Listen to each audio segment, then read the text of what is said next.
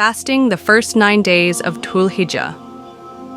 It is a sunnah of the Prophet to fast on the first 9 days of this month.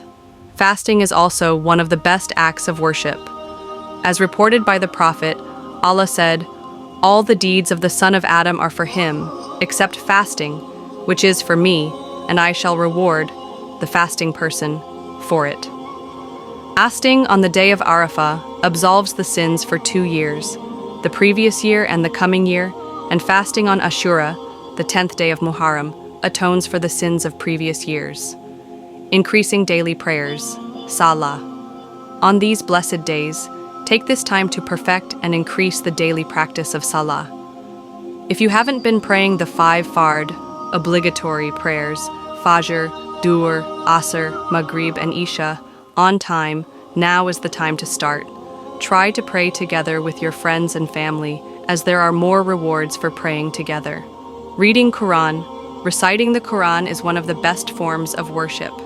The Prophet said, "The one who is proficient in the recitation of the Quran will be with the honorable and obedient scribes, angels, and he who recites the Quran and finds it difficult to recite, doing his best to recite it in the best way possible, will have a double reward."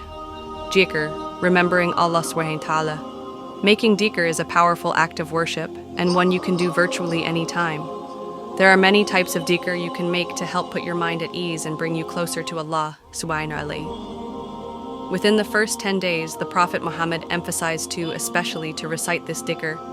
Here are no days that are greater before Allah or in which good deeds are more beloved to Him than these 10 days. So recite a great deal of tahleel, takbir, and tahmid during them. Tahmid, Alhamdulillah, all praises be to God. Tahleel, La ilaha illallah, there is no God but Allah. Tasbih, Subhanallah, glory be to God.